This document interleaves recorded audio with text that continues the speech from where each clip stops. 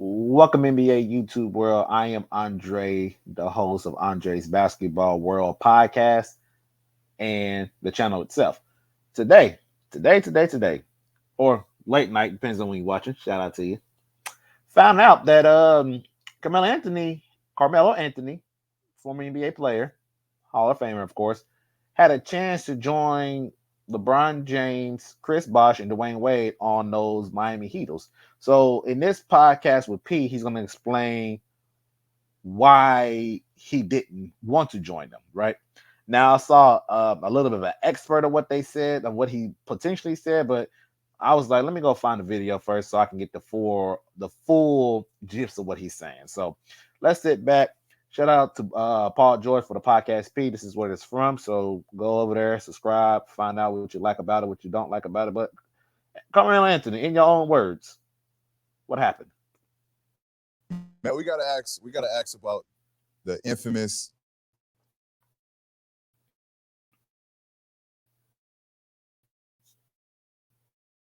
banana boat crew. Oh Right. shit. You, Okay. D Wade, Bron.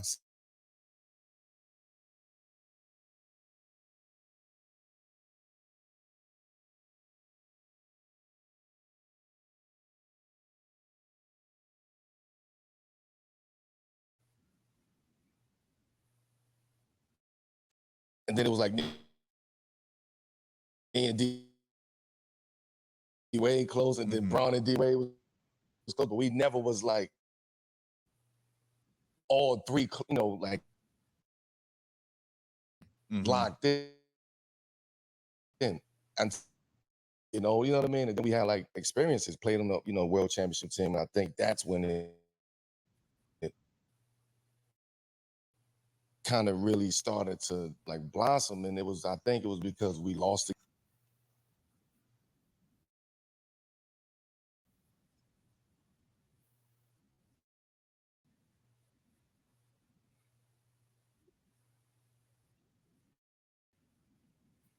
Get my 2 cents in real quick. I mean, he is kind of right where at, because if I'm not mistaken, all the reports are saying like there's so many different reports, depends on where you go from that time frame. For what I've noted, it was Dwayne Wade and LeBron James was going to go team up somewhere. Uh, I heard that they went to Cleveland because LeBron kind of went to go back to Cleveland to make sure he get that championship for Cleveland, but Dwayne Wade wasn't sold on it.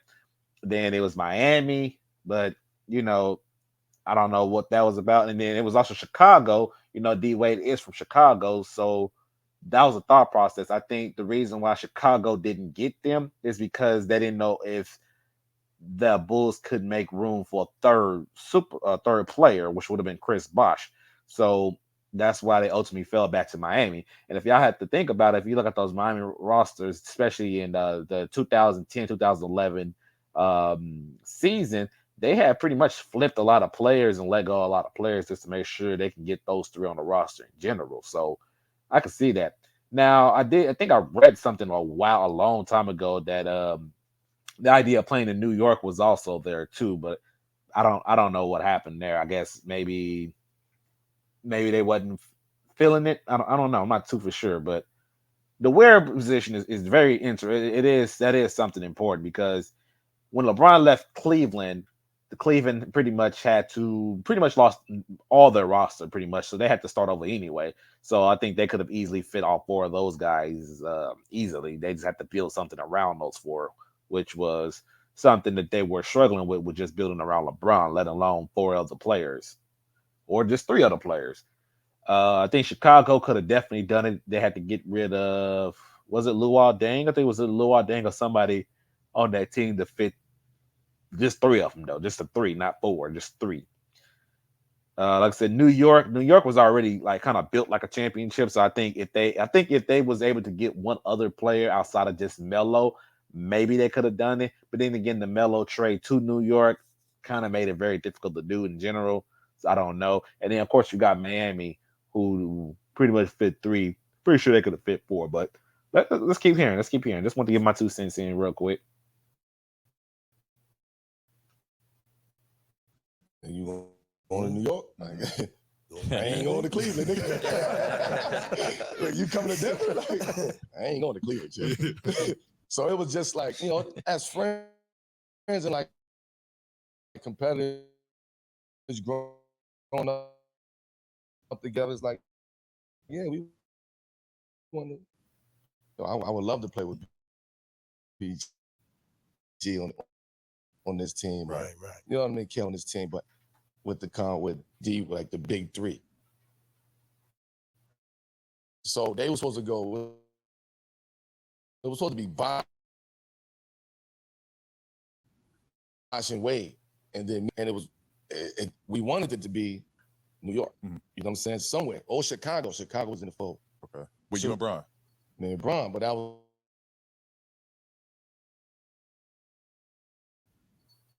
like, if we gonna, I'm in Denver, you in Cleveland, free agency hit, let's try to make They it work. can make that happen. I didn't know at the time of the collective bargaining agreement, again, I wasn't as educated on the game, on the business of the game, on the business of the sport. So I didn't understand contracts and 3 years, 5 years, you know what I mean? Shit like that, lockout. I knew a little. Oh, I know. I'm sorry, but I have to keep doing this, y'all. I have to. So basically, he was saying that it was supposed to be him and LeBron going together in a team up, while Wade and Bosh supposed to do something. But he was saying like after, he was saying 06, 07, 08, but y'all wasn't all free agents until the 2010 all season. So I'm a little confused about that one. I'm kind of confused about that. Maybe of course going to keep following because I'm a little confused. Because I thought he was saying, I thought it was supposed to have been the 2010 off season, but the fact that they already had a conversation about this, I'm assuming the conversation really started picking up around Olympics time, because they was all part of that '08 Olympics team, if I'm not mistaken. I don't know who Bosh was still, but I'm pretty sure Bosh was part of that '08 team with Kobe. When Kobe pulled up and like, I guess I got to help y'all win type deal. They was all on that team, so I wanted the conversation really started up, really getting heated then. But would they really talk about that with Kobe around and stuff? I'm assuming no, but I don't know. That's interesting. Little bit, but I wasn't really business savvy enough to understand what was about to happen. So in my situation, when I was in Denver, we was in the play. So I'm locked into this 5-year deal, and it was like 5 years, like 85, some shit like that. Right. And I got ridiculed for taking a 5-year deal. Like what? You know where the fuck I come from? I'm not leaving no money on the table. But this was me at that, at that age. Like, I'm not leaving no. We got new powder blue uniforms. Like we popping out here. That's Right? So I don't want to leave this to go do something that I might regret later down the line. And also at that time, I wasn't ready to go partner and team up with nobody Mm-hmm. because I was building my own shit in Denver. Mm-hmm. So to leave my own shit and go team up, we were all young and and we all going down our own path. So I'm over here. Like whatever y'all gonna do, y'all gonna do. So I get the Pause. He's correct about winning. He is 100% correct about winning. Let's be honest here. He's 100% correct about that. The Denver Nuggets were winning, and they did get to the Western Conference Finals. They just ran into Kobe and them. So he is correct about that. But at the same time, if you guys already had that conversation about teaming up, and you LeBron supposedly was already getting close to trying to do that for real, what made you take the 5-year deal? You know what I'm saying? And he was like, we was all young. 06, Wade won a championship in 06. 07, LeBron got to the NBA Finals already in 07. So, and then that Nuggets team got to the Western Conference Finals in 08. So he still didn't have a finals appearance. He has conference finals appearance, but a finals appearance. And then Bosh, Bosh was just boshing over there in the Raptors. Let's be honest here. So, I don't know. Let's keep going. The call when they say, yo, it's a lockout. Lockout's coming. Yo, we taking a 3-year deal. Right? Sorry, let me think about that. Hit y'all back, man. Hit y'all back. Call my agent at the time, which was I think I was with Bill Duffy at the time, and Calvin. 3 years, yeah. Yo, bro, it's no conversation. I'm staying. I'm taking a 585. I'm staying in Denver. I'm happy, boom, boom. So they was trying to finagle how to make that shit work. And then it was like, I think one of them had to take like 16 and the other one 17 and the other one like, you know what I mean? Like all of them had to really sacrifice, which I take my hat off to them for doing that because that's hard as shit to leave at that point in time in your career, young like that. We all was at the top of the game. Right. And just say fuck all of that and come together, like nobody was thinking about that. So when they did it, it just made everybody like, oh shit, Melo, you could have been the fourth one. Now, and it's just, I'm gonna keep it a buck. Before you keep it a buck, hold on. Shout out to Let's Keep It a Buck podcast. Before he says that, I mean, that's to me, that's why a lot of people don't, that's why a lot of super teams really don't work out in the long term wise, because that's where the money comes in the issues, the egos and stuff coming to the issues. Somebody ain't getting enough ball selection and stuff. All that stuff end up ending super teams, in my personal opinion. That and injuries and getting older ruined super team. Who was the last super team? The Golden State Warriors was the last super team. And everything was doing good until the Draymond and Kevin Durant thing that happened on the court. And then that ended that. And on top of that, his KD's injury, and then Clay got injured in the finals. And that pretty much ended that super team. Who was the super team before that? That would have to be the Miami Heat, Big Three. The Big Three Miami Heat team. What happened there? Wade and Bosh started getting injured, and eventually it was time to go anyway. What was before that? That was the Big Three Boston Celtics. And what happened to them? They just got older. KG got that injury in 09 that screwed up all of that plans. They got hurt. What was the super team before that?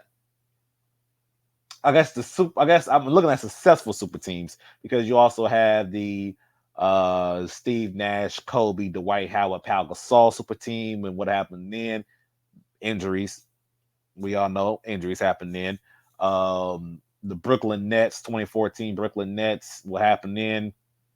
They just wasn't good. Let's be honest. They just wasn't good enough to. They were just a 1 year thing. That was selling tickets. That was a selling ticket year.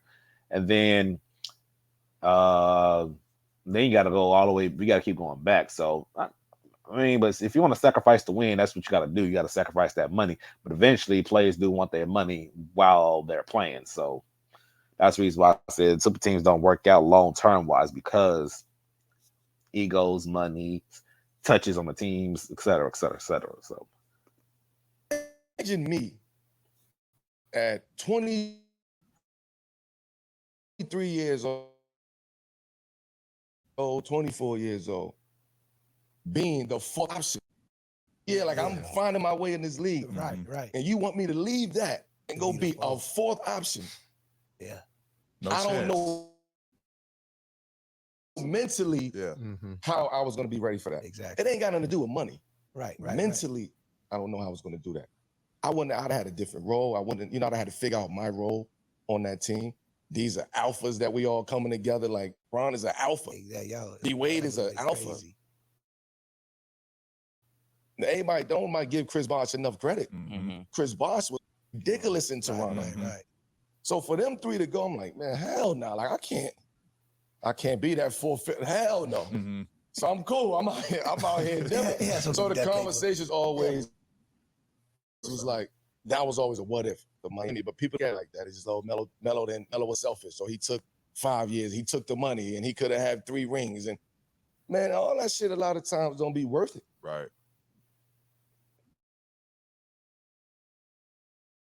So they ain't gonna tell you that. Yeah. I'm gonna tell you, a lot of times that shit don't be worth it. They made it come at the Lakers in 03. They assembled Shaq, Kobe, Gary Payton, Carmelo, like, and then they had a bench that was nice. Didn't do nothing. Come on, that shit don't always work like that. Let me ask this though. In hindsight, before he asked that in hindsight, I'm gonna get to the details. I had to put a pause to. I forgot about that '03 Lakers team, but once again, that '03 Lakers team was old. You know what I'm saying? Gary Payton and Karl Malone, both old. I'm pretty sure that was Karl Malone's last year in the league, so he was gone.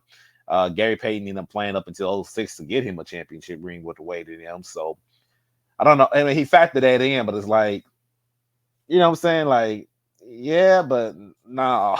Yeah, but nah. Yeah, but nah. You know what I'm saying? Yeah, but nah. I'll get to more details about, I mean, once this is over with, I'll explain a little bit more about what I'm thinking altogether. Sight, because obviously you went to the East when Bron went to Miami, Yeah. and you see the success that they having. Yeah. Like initially, are you like, damn, I could have been a part of that, or I should be a part of that, or was you still happy? I never did that to myself. Yeah, Would never ever do that to myself. Look at that and be like, damn, I could have. not from a jealousy Yeah, standpoint. no, just even as a competitive standpoint, Yeah. like, damn, I could have been down to this. I can't do that Mm-hmm. because I knew I was intentional when I got to New York on what I wanted to do. I knew they was down there. I knew they was down there. Okay, if I could come to New York and we can make this work, we gonna compete against them. Yeah. Right. You know what I'm saying? Like we gonna give them a run, and let's see what happens. Let's build something. Like let's start to build in New York to go. We know that we at the end of the day, these next couple years we gotta.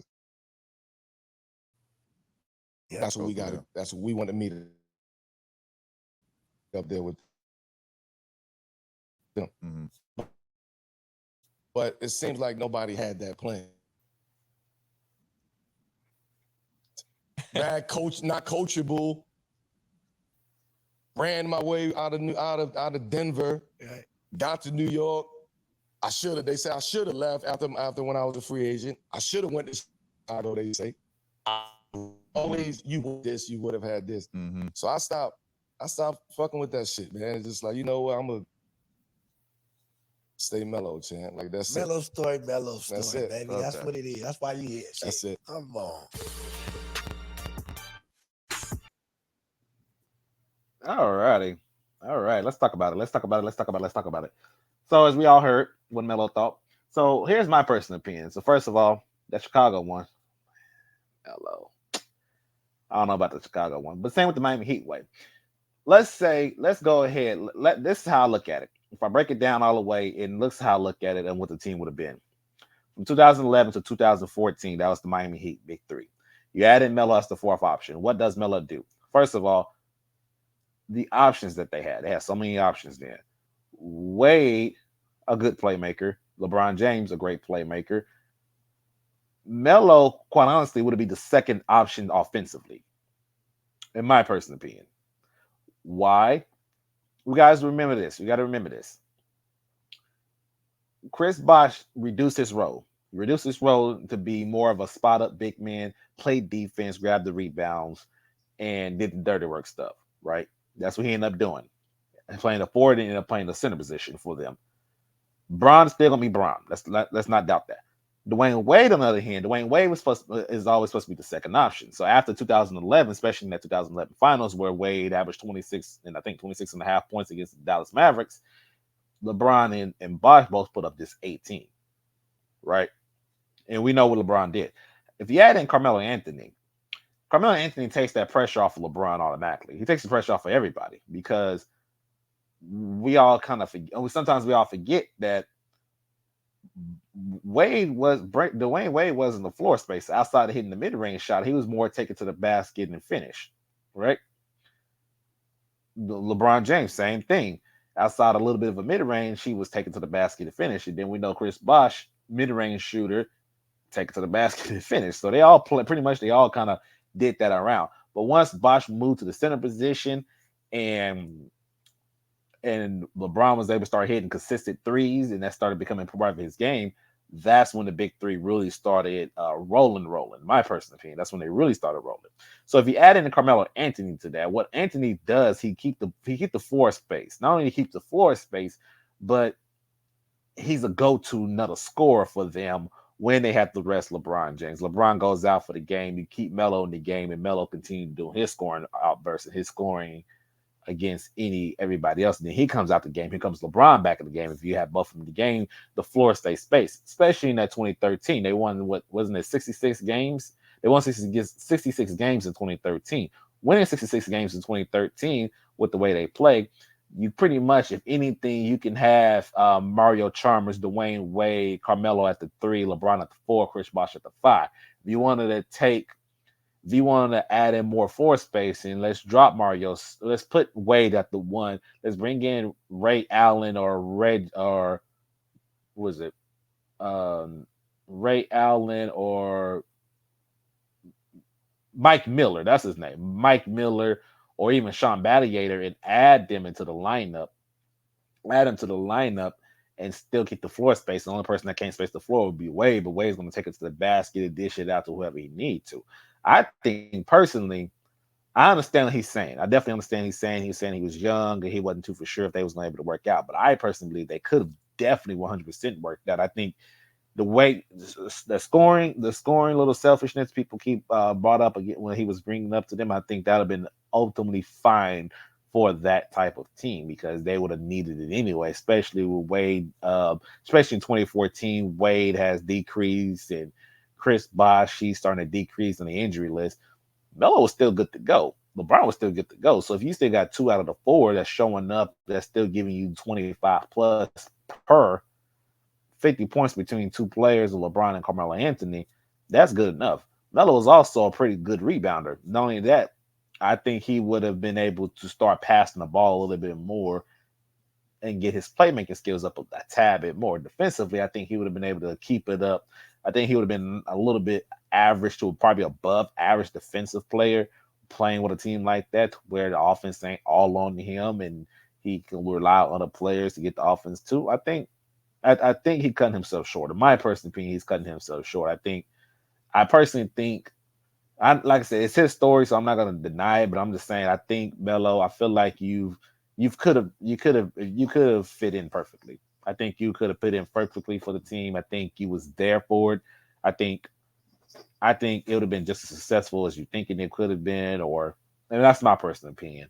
And then him going to Chicago, man, that's a whole different video, y'all. That's a whole different. This is my personal opinion. But what y'all think about Carmelo Anthony and his comments about why he didn't join the big three Heatles in the 2010 off season? I know he wants to get his money, but man, I feel like he missed an opportunity. In my personal opinion, that's just me though. You guys hit the like, comment, and subscribe, and I'll catch you guys on another video.